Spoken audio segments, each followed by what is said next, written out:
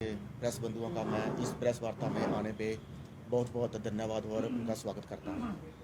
और हमारे बीच हमारे भिन्न भिन्न पंचायतों से आए हुए प्रधान और उप प्रधान जी का भी मैं स्वागत करता हूँ। जैसे हमारे बीच आज बरमाला के प्रधान, एक्स प्रधान और कनेड के एक्स प्रधान जी, और हमारे बीच प्रदेश के अपना कर्मचारी प्रकोष्ठ के वाइस प्रधान श्री घनश्याम गुलेरिया जी, और हमारे बीच ओबीसी के अध्यक्ष रमन जी, और हमारे बीच अशोक जी सिद्धवाड़ी से समाज सेवी, और हमारे बीच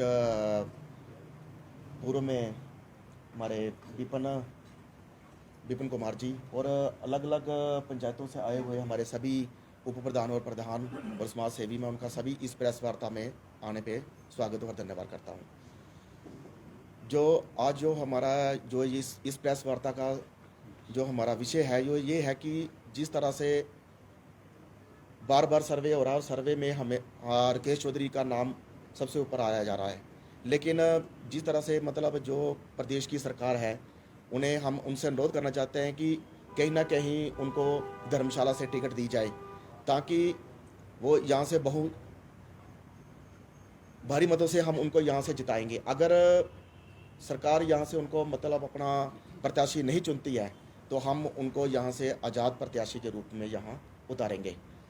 और मैं जो एमपी चुनाव के कैंडिडेट उतारे गए हैं आनंद शर्मा जी कांग्रेस से, मैं उनसे भी अनुरोध करना चाहता हूँ कि जिस प्रकार चंबा और कांगड़ा एक बहुतलीय क्षेत्र है जहाँ से दो जातियाँ रहती हैं, गद्दी समुदाय है, ओबी समुदाय है, मैं आनंद शर्मा जी से भी अनुरोध करना चाहता हूं कि धर्मशाला से ओबी समुदाय से राकेश चौधरी को टिकट दी जाए।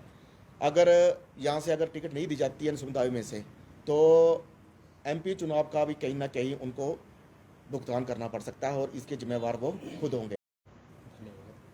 मैं सबसे पहले अपने पत्रकार बंधुओं का दिल की गहराइयों से बहुत बहुत धन्यवाद करता हूँ। जैसे कि चुनावी माहौल बन चुका है और धर्मशाला क्षेत्र एक ऐसा धर्मशाला को छोड़कर सब भारी नेता यहाँ आए हैं। हमें दुख होता है कि हमारे धर्मशाला क्षेत्र में पढ़े लिखे हमारे साथी हैं, बुद्धिमान जीव इंसान हैं, मगर ऐसा क्यों? हमें धर्मशाला क्षेत्र पर गर्व है, मगर जो भी नेता आते हैं वो फसली बटेरों की तरह धर्मशाला से जैसे फसल की चिड़ियाँ कोई राशन अपना लेकर अपने घरों में वापस चले जाते हैं, वैसे ये फसली नेता जो हैं धर्मशाला को ठग कर अपने बाहरों में चले जाते हैं। हम ऐसा नहीं चाहेंगे। जब जब चुनाव आते हैं तो बड़े बड़े इनके पास मुद्दे होते हैं, मगर आज दिन तक इन्होंने 5-5 साल 10-10 साल धर्मशाला के क्षेत्र में प्रत्याशी के रूप में रहे हैं। आज दिन तक सुधीर शर्मा ये बता दें कि आज इन्होंने धर्मशाला के क्षेत्र में क्या काम किया है। पहले ये कांग्रेस में थे तो कांग्रेस में बीजेपी आने का क्या कारण रहा?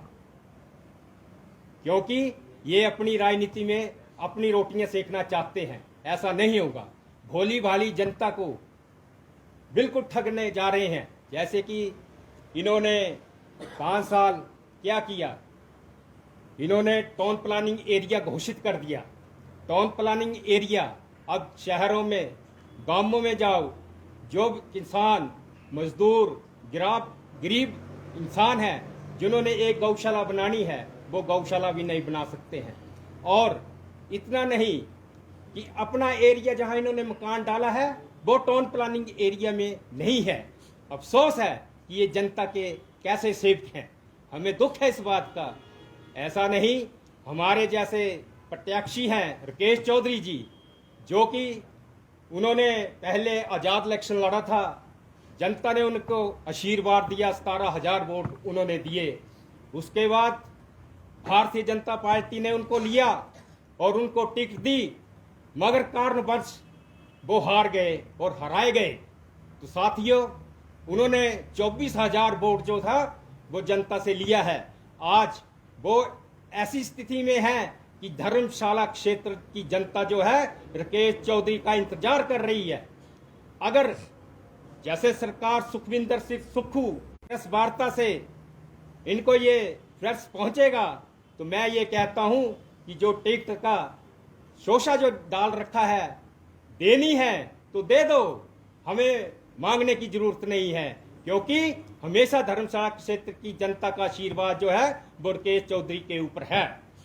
अगर टिकट देते हैं तो मैं धन्यवाद करूंगा, अगर नहीं देते हैं तो टिकट तो है जनता की है। हम इलेक्शन जो है तन मन धन और जनता के सहयोग से लड़ने के लिए हम तैयार हैं, हम इंतजार में हैं। आज 8 तारीख हो गई है, नॉमिनेशनों की डेट चली हुई है, मगर हम इंतजार कर रहे हैं। अगर आज घोषणा हो जाती है वेल एंड गुड, अगर नहीं होती है तो हमारा जो नॉमिनेशन जो है बहुत जल्दी धर्मशाला क्षेत्र की ओर से आजाद कैंडिडेट से हम भरने जाएंगे, क्योंकि राकेश चौधरी जो है वो दिन रात अपनी क्षेत्र के दुख में सुख में सभी के साथ वो हाथ से हाथ मिलाकर चलता है। मैंने आज दिन तक कोई ऐसा नेता नहीं है जो कि जनता के बीच में दुख सुख के लिए जनता के सहयोग करे, मगर आज दिन तक कोई ऐसा नेता नहीं है। दिन रात अगर राकेश चौधरी को कोई जनता बुलाती है तो बिल्कुल वो एकदम हाजिर होते हैं जनता के बीच में, इसलिए जनता का सहयोग जो है राकेश चौधरी के साथ है। साथियों, जैसे कि मैंने श्री शर्मा का पीछे दिया, तो इन्होंने क्या किया, कंस्टिट्यूंसी में क्या किया, आज बीजेपी में आ गए हैं, कितना पैसा लेकर आ गए हैं, मगर हमें नहीं चाहिए।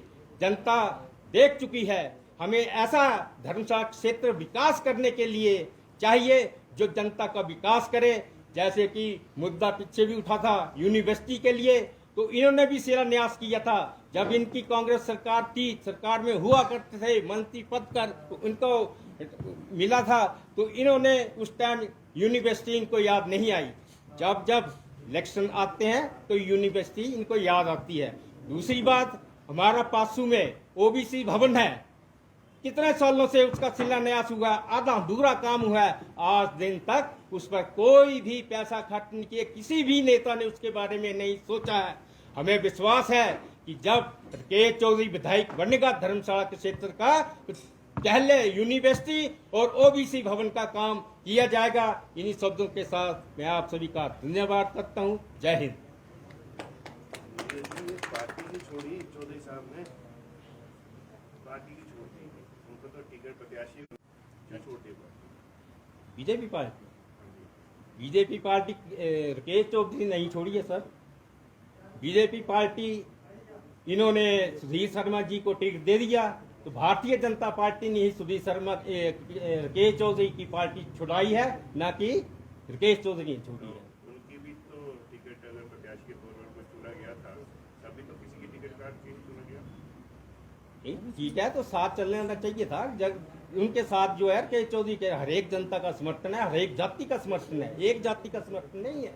अगर ये कहें कि ओबीसी का समर्थन है, हमारे पास जो हर एक जाति के बंदे बैठे हुए हैं, एसडी के बैठे हुए हैं, वाल्मीकि बैठे हुए हैं, एसटी के हरिजन बैठे हैं, चौधरी बैठे हैं, राजपूत बैठे हैं। भाई का चुनाव इसलिए है कि अपने बंदों ने हरा दिया चुनाव। हराने का कारण कौन, हराने वाला कौन है, हारने का कारण क्या है? हराने वाले भी बीजेपी के बंदे होंगे, अब नाम क्या लेना होगा, सब जनता जानती है।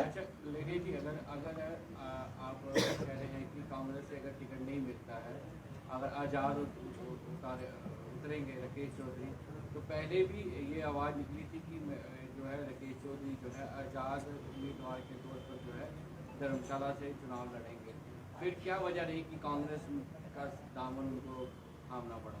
देखो, बात ऐसी है कि कांग्रेस का दामन पहले भी, वो काफी समय पहले भी कांग्रेस में हुआ करते थे, ऐसी बात कोई नहीं है। वक्त जैसे जैसे जनसमूह बढ़ता जाता है, राकेश चौधरी के पास जनसमूह है, वो किसी भी पार्टी में जा सकता है, जनता उनके साथ है। क्या टिकट के लिए राकेश चौधरी पार्टी ज्वाइन करते हैं? नहीं। कोई ऐसी पार्टी अभी तक यहाँ बची नहीं है जहाँ पर राकेश चौधरी जो है पार्टी के विषय में बताना चाहता हूँ कि अभी तक जो राकेश चौधरी ने जो अभी सिर्फ इलेक्शन लड़ा है, सो अभी बीजेपी से ही लड़ा है। पहला जो इलेक्शन लड़ा था उन्होंने इंडिपेंडेंट ही लड़ा था, लेकिन जब दूसरी बार जो टिकट मिली है, उनका जन समर्थन, पूरा स्थिति है ना, उनका कांग्रेस में रहे, उसके उसके बाद आजाद लड़े, उसके बाद आम आदमी पार्टी में गए, आम उसके आदमी बाद से उन्होंने भाजपा में चुनाव गए, नहीं उसके लड़ा बाद अभी। फिर से- आम आदमी से चुनाव नहीं लड़ा है। पार्टी तो ज्वाइन की थी, आप पूरी हिस्ट्री बताइए। जी फिर सर, उसके इसका- बाद हम जानना चाहते हैं कि बार इसका जवाब मैं आपको बार बार पार्टी बदलने का कारण क्या है, हम ये जानना चाहते हैं। देखिए सर, इसका जवाब मैं आपको देता हूँ।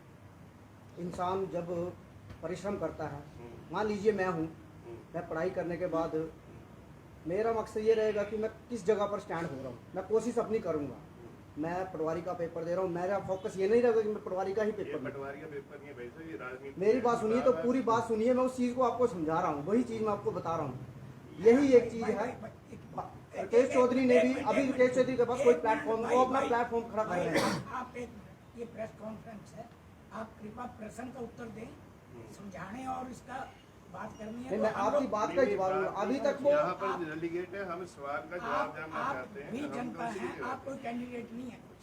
मेरिया जी, आपने कहा कि पिछली बार जब 2022 में नैनी टिकट काट के चौधरी जी को दिया गया था, तो आपने कहा कि कोई ना कोई साथ चलने वाला चाहिए, तो इस मरतबा क्यों नहीं चौधरी जी सूरी शर्मा के साथ चल पाए?